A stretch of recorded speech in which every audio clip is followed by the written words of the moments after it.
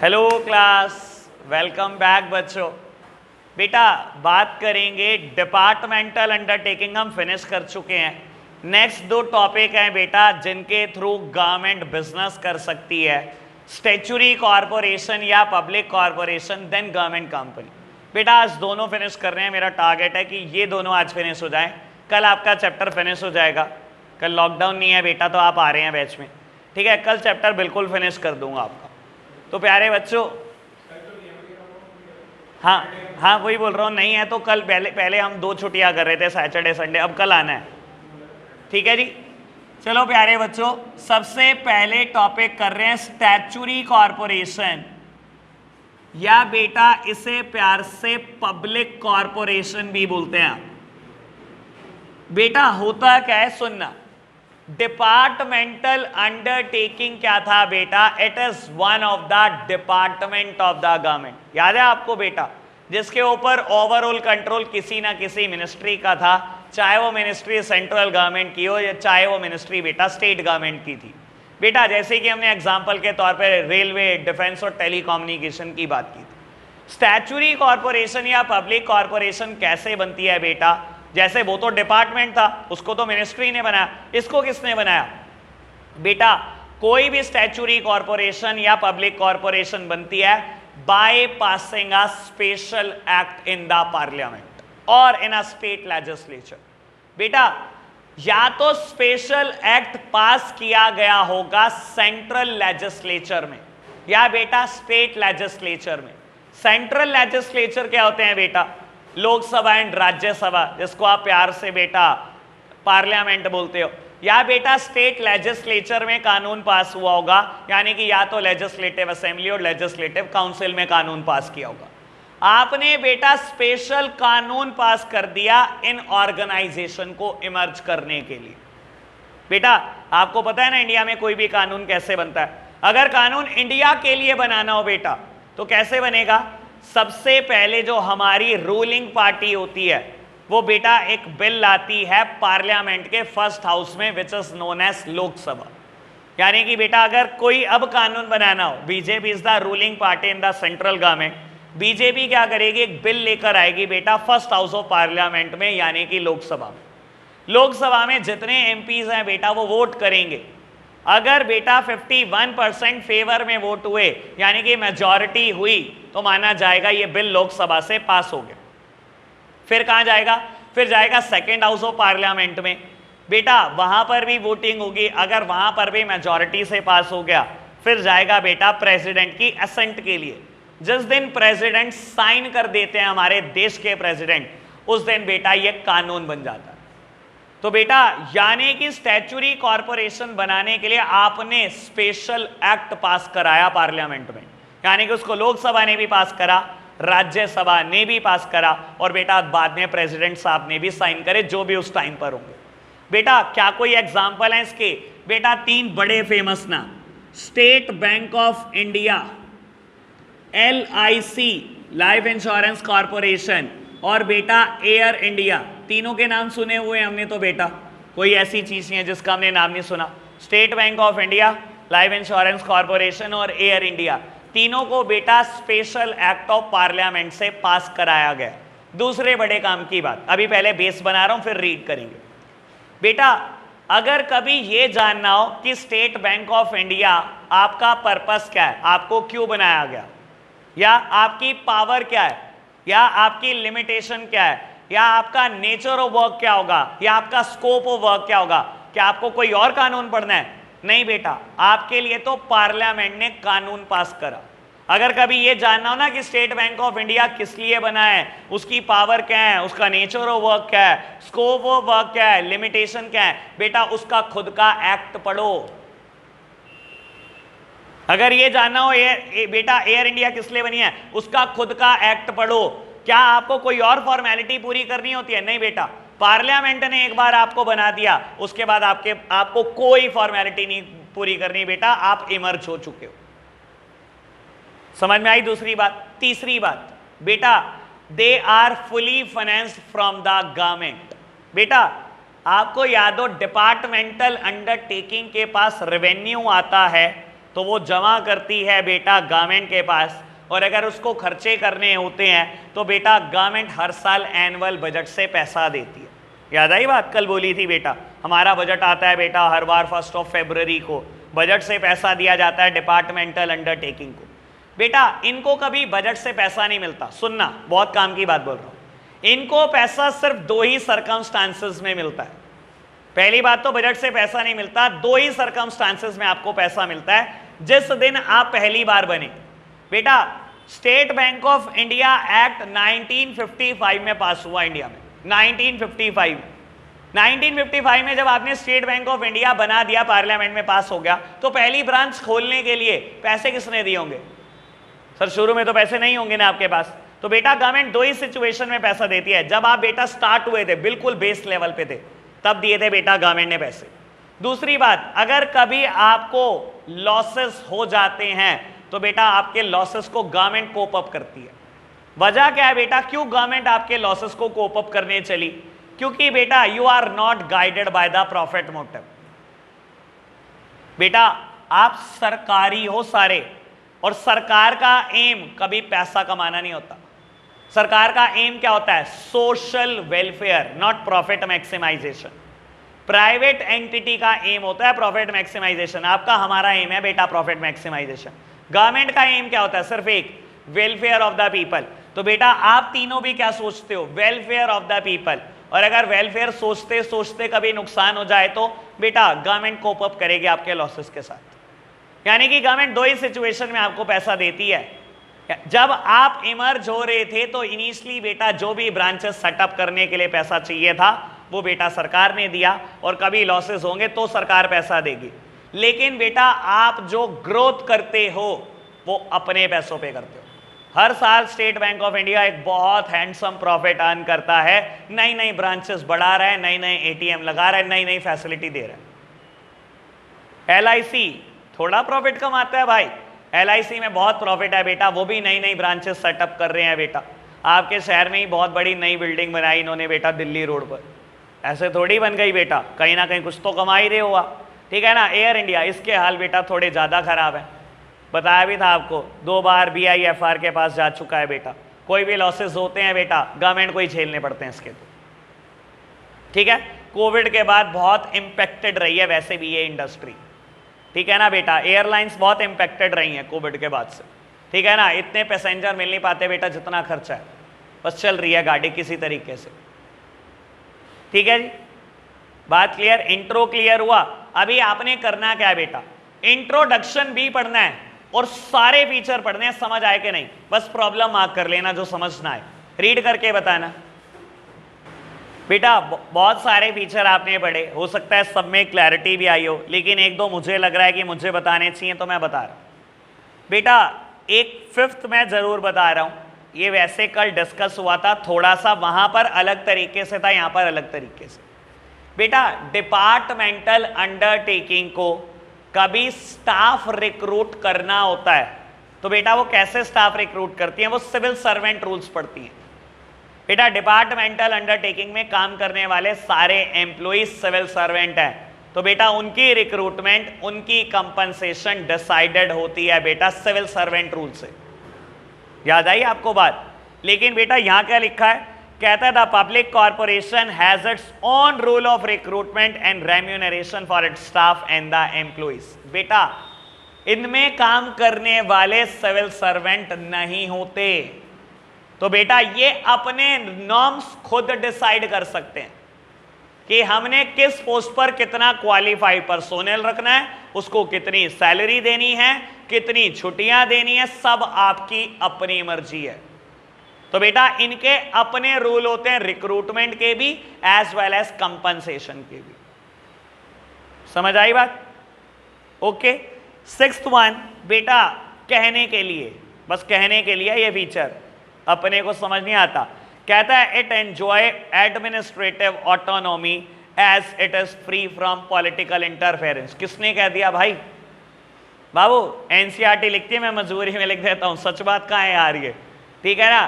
कहता है it is free from political interference, कहता कोई पॉलिटिकल इंटरफेरेंस नहीं है। किसने कह दिया? अगर मैं इंटरफेरेंस की बात करूं तो हद से ज्यादा है। लो मैं हर एक का एग्जांपल दे दूंगा, एक एक सब पे ही दे दूंगा अगर मेरा बस चले तो। बेटा देखो एक बात बता देता हूं, आरबीआई का नॉर्म है किसी भी पॉलिटिशियन को लोन नहीं करना। अगर बहुत अच्छे प्रूफ है इनकम के, परमानेंट प्रूफ है कि पॉलिटिक्स के अलावा भी कहीं से इनकम अर्न करता है, तो ही लोन करना। यानी कि बेटा नेगेटिव प्रोफाइल माने जाते हैं पॉलिटिशियन। जितने पॉलिटिशियन को लोन हुआ होगा ना, सबको एसबीआई से हुआ होगा। फिर मैं कहां से मान लूं बेटा it is free from political interference? जितनी पॉलिटिकल पार्टी को लोन हुआ होगा वो भी बेटा कहां से हुआ होगा? एसबीआई से हुआ होगा। देख लेना हिस्ट्री उठाकर, पॉलिटिशियन को लोन अलाउड नहीं होता बेटा, नेगेटिव प्रोफाइल फॉर लोन, तब भी बेटा लोन होते हैं। और होते कहां से? सिर्फ एसबीआई से होते हैं। तो कहां से बेटा पॉलिटिक्स से फ्री हो? और बेटा मैं बोलता हूं किसी मिनिस्टर को ट्रैवल करना हो, एक ही प्लेन दिखाई देगा, सिर्फ ये, कोई दूसरा नहीं दिखाई देगा, कोई दूसरा, एक ही नाम होगा ये। कौन सा बेटा फ्री हो गया पॉलिटिकल इंटरफेरेंस से? बोलने के लिए लिखा है, मैं आपको एक्चुअलिटी बात बता रहा हूं। कुछ फ्री नहीं होता, और तीनों में नहीं होता बेटा, चाहे डिपार्टमेंटल अंडरटेकिंग हो, चाहे स्टैच्यूटरी कॉर्पोरेशन, और थोड़ी देर बाद गवर्नमेंट कंपनी पढ़ाऊंगा। तीनों में पॉलिटिकल इंटरफेरेंस हद से ज्यादा है। समझ आई बात? 6.71 the accounts of the public corporation are generally audited by CAG. बेटा कहता है इसके अकाउंट्स कौन ऑडिट करता है? सीएजी। बेटा जो लिखा हुआ है ब्रैकेट में वो वर्ड कंट्रोलर लिखा है, और बिल्कुल सही लिखा है। ये कंट्रोलर वर्ड नहीं हुए, कंट्रोलर ही बोलते हैं सीएजी को। सुन लो बेटा, ये क्या होता है? Special kind of chartered accountant होते हैं। जब बेटा आप क्या करते हो, जब आप सीए बन जाते हो और आपकी प्रैक्टिस 10 साल से ज्यादा होती है, अगर आप एक एग्जाम क्लियर कर देते हो तो अब जाकर आप सीएजी अपॉइंट होते हो। और सीएजी का काम होता है बेटा हर गवर्नमेंट बॉडी के अकाउंट चेक करना। जरूरी नहीं है स्टैच्यूटरी कॉर्पोरेशन, गवर्नमेंट कंपनी और डिपार्टमेंटल अंडरटेकिंग के भी अकाउंट सीएजी ही चेक करता है। फीचर यहां पर लिखा है एनसीईआरटी में, मैंने भी यहां लिख दिया। लेकिन अकाउंट्स डिपार्टमेंटल अंडरटेकिंग हो चाहे गवर्नमेंट कंपनी हो, किसी भी गवर्नमेंट बॉडी के अकाउंट चेक करने का राइट सिर्फ सीएजी का होता है, controller and auditor general.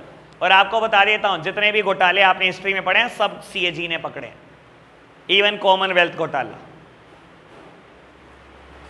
Clear हुई बात? 7 फीचर ओके। अब आपकी जिम्मेदारी है सारी मेरिट्स डीमेरिट्स एक बार गो थ्रू कर लो। मुझे पता है बहुत कुछ समझ नहीं भी आएगा, लेकिन पढ़नी एक बार आपने सारी है, फिर मैं रिपीट करूंगा। बेटा बात करूं मेरिट की, सच बता रहा हूं 4 में से 1 मेरिट सच्ची है, बाकी सब झूठ है। पढ़ाने का मन नहीं करता भाई, इतना झूठ झूठ कैसे बोल दूं भाई, दिल ही नहीं मानता। लेकिन खैर चलो पढ़ेंगे भी और बताऊंगा भी क्या क्या कमी है। सबसे पहले 4th मेरिट पढ़ो, ये बिल्कुल सच है और सच में मेरिट है। बेटा कहता था activity of statutory corporation are discussed in the parliament, this insure protection of public interest. बेटा अगेन कल भी एक बात बोली थी, जो चीज आपको बनाती है ना बेटा, हमेशा उसका राइट है आपसे जवाब मांगने का। सर स्टैच्यूटरी कॉर्पोरेशन को बनाया किसने? स्पेशल एक्ट ऑफ पार्लियामेंट में। जब बेटा पार्लियामेंट ने आपको बनाया है तो बेटा पार्लियामेंट का राइट है आपसे जवाब मांगने का। हर साल किसी भी स्टैच्यूटरी कॉर्पोरेशन की परफॉर्मेंस को पार्लियामेंट में जरूर डिस्कस किया जाता है, और बेटा इसलिए डिस्कस किया जा रहा है ताकि आपकी जवाबदेही बनी रहे। ऐसे नहीं बेटा खुले में छोड़ दिया आपको कि जितने मर्जी लॉसेस करके ले आओ। लॉस भी कैसे हो गया? अगर 1 रुपए का भी लॉस कर दिया तो कर कैसे दिया आपने? समझ में आई बात? और ये एक्चुअलिटी में मेरिट है, बाकी तीनों में से कोई भी मेरिट नहीं है। चलो जी 3rd one, a statutory corporation, इतना झूठ वैसे सहा नहीं जा रहा। A statutory corporation is free from red tapism. कल तो बेटा एसबीआई का एग्जांपल दिया मैंने। As there is less file work, less formality to be completed before decision making. भाई ऐसा कुछ, इसका कोई सत्य से वास्तविकता से कोई लेना देना नहीं है। कह रहा कोई रेड टैपिज्म भी नहीं है, कोई पेपर वर्क नहीं है। भाई इनसे ज्यादा पेपर वर्क कहां होगा? मैं कहता हूं हमारे प्राइवेट बैंक बहुत अच्छे हैं, घर आके अकाउंट खोल जाते हैं बिना पेपर के, बिना पेपर के, कोई पेपर ही नहीं होता। इनके बंडल भर रहे होते हैं, हम अकाउंट खुलवाने हैं तो हमारे को एक चेक बुक अप्लाई करनी है ना, जान निकल जाएगी आपकी। एक एटीएम तो अप्लाई करके देखो बेटा। तो बेटा सच नहीं है लेकिन लिखना पड़ेगा। 2nd one, since the fund of this organisation do not come from the central budget, इतनी बात सच है, बाकी बात सच नहीं है। The government does not interfere in a financial matter. क्या बात कर रहे हो यार बेटा, कह रहा है कि गवर्नमेंट इनको बजट से पैसा नहीं देती। पता है जी, नहीं देती। गवर्नमेंट सिर्फ दो ही सिचुएशन में इनको पैसा देती है, जब आप एस्टैब्लिश हो रहे थे तब दिया था, आपके एस्टैब्लिशमेंट के टाइम पर, और बेटा आपके लॉसेस के टाइम पर देती है। लेकिन बजट से कभी आपको पैसा नहीं मिलता। आप ग्रोथ करते हो, हमेशा अपने पैसों पे ग्रोथ करते हो। लेकिन बेटा ये कहना कि गवर्नमेंट इंटरवेन नहीं करती आपके फाइनेंशियल मैटर में, बिल्कुल गलत बात। अब एक बात बता देता हूं आपको, इंटरवेंशन ना करने वाली बात आगे तो बता ही दो। बेटा आईडीबीआई बैंक है, आईडीबीआई का नाम सुना है? सहारनपुर में ब्रांच है, डोमिनोज के बिल्कुल बराबर में, industrial development bank of India, full form IDBI की है। बेटा आईडीबीआई ने लोन किया था विजय माल्या जी को, और बेटा जितना सेमी गवर्नमेंट बैंक, गवर्नमेंट की इन्वॉल्वमेंट है उसमें, थोड़ा सा प्राइवेट थोड़ा सा गवर्नमेंट, गवर्नमेंट की इन्वॉल्वमेंट है, सेमी गवर्नमेंट बैंक है। लोन किया था कुछ कितने हजार करोड़ बेटा, कुछ लगभग 20,000 करोड़। किस सिक्योरिटी पर? बैंक तो लोन ही नहीं करता बिना सिक्योरिटी पर, फेस वैल्यू पर। उनकी शक्ल बहुत अच्छी थी, और बंदा कहां है? बंदा फरार है। और आप कहते हो पॉलिटिकल इंटरफेरेंस नहीं है। हमें समझ ही नहीं आता बेटा कैसे नहीं है। समझ आई बात बेटा? फेस वैल्यू पर 20,000 करोड़ का लोन, ठीक है ना? आपको भी मुझे लगता है ऐसी शक्ल बनानी चाहिए बेटा, ग्रूमिंग करते रहो, क्या पता लगे 50,000 करोड़ का लोन हो ही जाए आपको। चलो जी बेटा, फर्स्ट पॉइंट अगेन झूठ, they enjoy independence in their functioning and high degree of flexibility. कहता है आपके फंक्शनिंग में पूरी फ्लेक्सिबिलिटी, ऐसा कुछ भी नहीं है बेटा। तभी मैरिट पढ़ाने का मन नहीं करता मेरी इसकी बिल्कुल भी। डीमेरिट्स पढ़ना बेटा, पहली डीमेरिट में ही समझ में आ जाएगा। पहली मेरिट और पहली डीमेरिट दोनों कॉन्ट्राडिक्टरी हैं, सच लिमिटेशन ही है बेटा। कहता है the autonomy and the flexibility of the public corporation is only for name सेक। जिस फ्लेक्सिबिलिटी की, जिस फ्रीडम की आप बात कर रहे हो ना बेटा कि पब्लिक कॉर्पोरेशन में बहुत फ्रीडम है, कहता है वो सिर्फ नामचारे की फ्रीडम है। किताबों पे लिखा है फ्रीडम है बेटा। Practically, ministers, government official and the political parties often interfere with the working of these corporation। और मैं बता चुका हूं बेटा, किसी भी पॉलिटिशियन पॉलिटिकल पार्टी का लोन देखोगे एसबीआई से। सब सोचते हैं बेटा ये तो मेरी पर्सनल प्रॉपर्टी है, कोई मिनिस्टर बन गया, अच्छा स्टैच्यूटरी कॉर्पोरेशन तो हमारी ही है भाई। चलो जी सेकेंड वन बेटा, बहुत काम की बात। The public corporation do not have to face any competition and are not guided by profit motive. The losses of the public corporation are made good by the government। ये मैं बात पहले ही बोल चुका हूं बेटा। गवर्नमेंट का मोटो होता है सोसाइटी का वेलफेयर, ना कि बेटा प्रॉफिट कमाना। सेम वे इनका मोटो भी बेटा पैसा कमाना नहीं है। ये क्या करते हैं बेटा बाबू, पब्लिक वेलफेयर के लिए काम करते हैं। एक सबसे अच्छी बात जो एसबीआई में है, सबसे कम रेट ऑफ इंटरेस्ट लोन पर, सबसे कम रेट ऑफ इंटरेस्ट एसबीआई का पूरे इंडिया में। क्यों बेटा? प्रॉफिट से गाइडेड नहीं है बेटा, लोगों का भला कर रहा है, ठीक है ना। होम लोन लगभग 6.75%, इससे सस्ता किसी का भी नहीं है, किसी का भी नहीं है, ठीक है ना। सबसे सस्ता फेयर एयर इंडिया का, इससे सस्ता किसी का नहीं है। सबसे सस्ते इंश्योरेंस एलआईसी के, इससे सस्ते किसी के नहीं है, किसी के भी नहीं है। ये सबसे अच्छी बात। और बेटा अगर भला करते करते लॉस हो गया तो हो जाए, गवर्नमेंट कोप अप करेगी, लिखा हुआ है बिल्कुल बढ़िया से, ठीक है जी। चलो जी बेटा आगे बढ़ना। Third one, the objective power of the public corporation are defined by the act. These can be amended only by amending the act, and amending the act is a time consuming task। बड़े काम की बात बेटा। बोलता है कि अगर कभी आपकी पावर जाननी हो कि स्टैच्यूटरी कॉर्पोरेशन की पावर क्या है, तो बेटा पावर ऑब्जेक्ट सब कहाँ लिखा है? आपके खुद के कानून में। और कहता है अगर कभी पावर चेंज करानी हो तो, अमेंड करानी हो तो बेटा कैसे अमेंड कराओगे? बेटा पार्लियामेंट ही अमेंड कर सकती है। जिसने आपको बनाया अगर उसमें चेंजेस कराने हैं तो बेटा पार्लियामेंट ही चेंज कर सकती है, और पार्लियामेंट हर टाइम आपके लिए वेली तो है नहीं बेटा। It is a time consuming task. समझाने के लिए एक बात बोलता हूं, 1955 में स्टेट बैंक ऑफ इंडिया बना।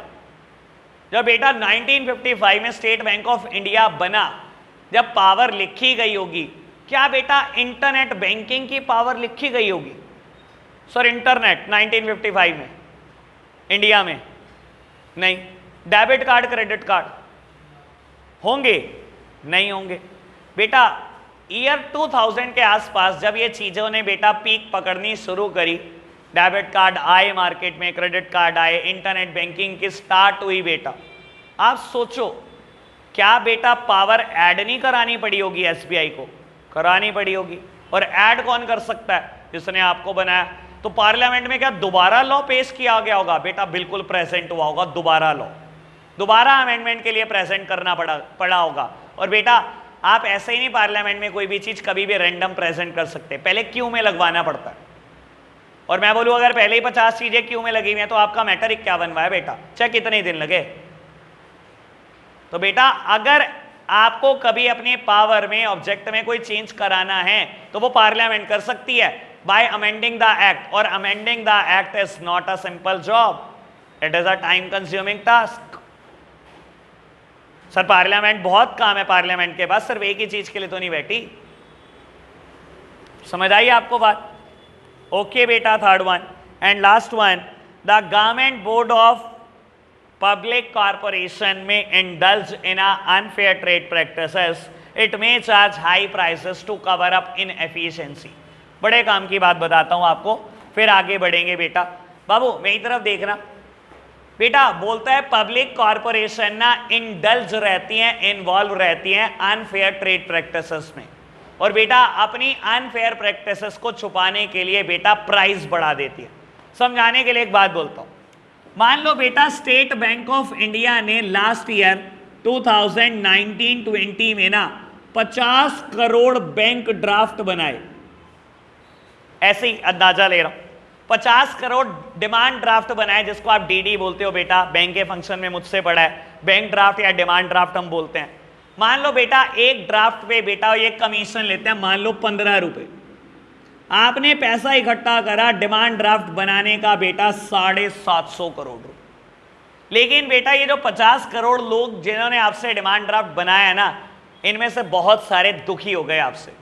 क्यों बेटा? आप करते क्या हो बेटा? लीगल टाइम जो आपको डिमांड ड्राफ्ट बनाने का होता है वो 5, 7, 10 मिनट होता है। और आप क्या करते हो?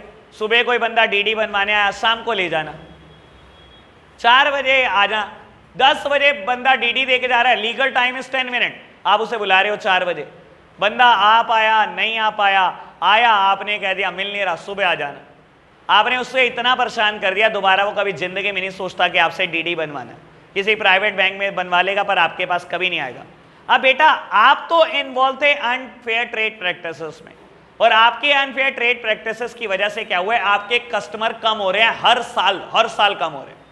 और बेटा आप कभी ये बात गवर्नमेंट को पता नहीं लगने देना चाहते, क्योंकि आप क्या करते हो बेटा? अपने टारगेट पूरे रखते हो। गवर्नमेंट ने आपको कहा पिछली बार आपने 750 करोड़ कमा के दिए हैं, इस बार हमें 750 करोड़ से कुछ ज्यादा चाहिए। आपने कहा कोई दिक्कत नहीं, ज्यादा ही मिलेगा आपको। कैसे ज्यादा मिलेगा बेटा? Number reduces to 40 crore. Next year बेटा 40 करोड़ कस्टमर क्लाइंट आपके पास आए, लेकिन बेटा आप ड्राफ्ट पे कमीशन बढ़ा चुके थे, जिसकी वजह से क्या हुआ? गवर्नमेंट को यह दिखाई दिया कि टारगेट मीट आउट हुए हुए। Sir statutory corporation is indulge in unfair practices. आप अनफेयर प्रैक्टिसेस करते हो, आपके number of customer client reduce हो रहे हैं। और बेटा आप ये बात पता नहीं लगने देते, कैसे बचाते हो इस बात को? You may charge high prices to cover up inefficiency. अपनी इनएफिशिएंसी ना अपने प्राइस में छुपा ली बेटा। समझ आई बात बेटा? क्लियर? बाबू फटाफट से एक बार देख लो, प्रॉब्लम बताओ। गवर्नमेंट कंपनी अभी स्टार्ट करना है मुझे। चलो प्यारे बच्चों, एक नया टॉपिक गवर्नमेंट कंपनी स्टार्ट कर रहे हैं। समझना बेटा है बहुत बहुत ज्यादा इजी टॉपिक। सब सामने देख रहे हैं मेरी तरफ। बेटा टॉपिक का नाम है गवर्नमेंट कंपनी। सुनना बेटा, अगर किसी भी एंटरप्राइज में, सब सामने देख रहे हैं बेटा, किसी भी एंटरप्राइज में या किसी भी कंपनी में अगर गवर्नमेंट 51% या उससे ज्यादा शेयर होल्ड करने लगती है, बेटा हम ऐसी हर कंपनी को गारमेंट कंपनी बोलने लगते हैं। सुनना भी पूरा बेस। बेटा अगर किसी भी कंपनी में गारमेंट की होल्डिंग 51% या उससे ज्यादा होगी तो हम उसे बेटा गारमेंट कंपनी बोलने लगते हैं। ये गारमेंट कोई भी हो सकती है, either by the central government और बाय द स्टेट गवर्नमेंट और पार्टली बाय द सेंट्रल और स्टेट गवर्नमेंट। मैं बोलूं बेटा किसी कंपनी में गवर्नमेंट का हिस्सा, सेंट्रल गवर्नमेंट का हिस्सा 51% है, तो बेटा क्या वो गवर्नमेंट कंपनी है? अगर मैं बोलूं किसी कंपनी में स्टेट गवर्नमेंट का हिस्सा 51% है तो क्या वो गवर्नमेंट कंपनी है? अगर मैं बोलूं बेटा किसी कंपनी में सेंट्रल गवर्नमेंट का हिस्सा 30% और स्टेट गवर्नमेंट का हिस्सा 21%, क्या ये गवर्नमेंट कंपनी है? बेटा गवर्नमेंट कंपनी क्या है? अगर सेंट्रल गवर्नमेंट अकेले या स्टेट गवर्नमेंट अकेले या बेटा दोनों मिलकर किसी भी कंपनी में 51% या उससे ज्यादा शेयर होल्ड कर लेंगे तो बेटा वो कंपनी गवर्नमेंट कंपनी बन जाएगी। क्या कोई एग्जाम्पल है इसके लिए? बेटा बहुत आसान एग्जाम्पल है, हमेशा ऐसे ही याद करने और पेपर का पार्ट हो सकते हैं। बेटा इसके एग्जाम्पल सबसे सिंपल है, सेल भेल गेल, ऐसे ही बोलते हैं हम हमेशा, सेल भेल and Gayle. Cell steel authority of India limited, भेल Bharat heavy electronics limited, Gayle gas authority of India limited. Cell, भेल एंड गेल ये तीनों गवर्नमेंट कंपनी है। एक सबसे इंपॉर्टेंट एमसीक्यू, बेटा गवर्नमेंट कंपनी के शेयर किसके नाम पर खरीदे जाते हैं? जैसे मैंने बोला कि गवर्नमेंट शेयर खरीदती है इन कंपनी में। बेटा ये कोई ना तो पार्लियामेंट में कानून पास कराया गया, ना ही ये कोई गवर्नमेंट का डिपार्टमेंट है, it is a normal company. जिन्होंने चैप्टर 2 मुझसे पढ़ा है उनको बड़ी क्लैरिटी से समझ में आ रहा होगा। बेटा जैसे कंपनीज एक्ट 1956 और 2000 में कंपनी बनाने का तरीका दिया हुआ है, वैसे ही आप बेटा कंपनी बनाते हो। और गवर्नमेंट जब शेयर खरीदने का नंबर आता है, गवर्नमेंट अगर शेयर खरीद ले तो वो गवर्नमेंट कंपनी बन जाती है। यानी कि बेटा ये कंपनी से डिफरेंट नहीं होती। जैसे एक नॉर्मल कंपनी होती है वैसे ही गवर्नमेंट कंपनी होती है, ठीक है। लेकिन बेटा गवर्नमेंट कंपनी के शेयर किसके नाम पर खरीदे जाते हैं? बार बार मैं बोल रहा हूं गवर्नमेंट कंपनी, तो इसके शेयर किसके नाम पर खरीदे जाते हैं? हमेशा ध्यान रखना, president of India. Government company के शेयर हमेशा देश के प्रेसिडेंट के नाम पर खरीदे जाते हैं। समझ आई बात? क्लियर बात इतनी? बेटा अब एक मुद्दा उठता है, इसके फीचर क्या है? सुनना बाबू, ऑल्दो हम फीचर पढ़ेंगे जितने नोट्स में लिखे हैं, लेकिन अगर बड़ा माड़ा वक्त आ जाए, कुछ याद ही नहीं आ रहा गवर्नमेंट कंपनी के फीचर, तो बेटा जो चैप्टर 2 में आपने कंपनी के फीचर लिखे थे वो भी चिपका सकते हो। सर मैंने अभी बोला ये कुछ अलग थोड़ी है, जैसे एक नॉर्मल कंपनी बनती है वैसे ही कंपनी बनी। जब बेटा कंपनी शेयर इशू करती है, इसने भी शेयर इशू करे, वो हुआ क्या? गवर्नमेंट ने एक्वायर कर लिए बेटा। एक नॉर्मल शेयर होल्डर ने ना एक्वायर करके गवर्नमेंट ने एक्वायर करे, और अगर गवर्नमेंट ने एक्वायर कर लिए और गवर्नमेंट का शेयर 51% या उससे ज्यादा है तो हम इसे गवर्नमेंट कंपनी बोलने लगे। समझ में आई बात? अगर फीचर कभी भूल जाओ तो चैप्टर 2 के फीचर चिपका सकते हो। अभी हम पढ़ेंगे जरूर फीचर, लेकिन बेटा अगर किसी ने मुझसे कंपनी नहीं पढ़ा तो उसको थोड़ा थोड़ा समझ में आएगा, ठीक है? घबराना नहीं। जिस दिन हम क्या करेंगे, चैप्टर 2 पढ़ लेंगे ना कंपनी, दोबारा पढ़वा दूंगा गवर्नमेंट कंपनी, कोई टेंशन नहीं है, मेरा तो आधे घंटे का मुद्दा है बस। एक बार फीचर पढ़ दो फटाफट से। बेटा आपने फीचर रीड करे एक बार ढंग से। चलो एनालिसिस इस पे कल करेंगे बेटा, आज के लिए इतना ही रखते हैं। Bye bye.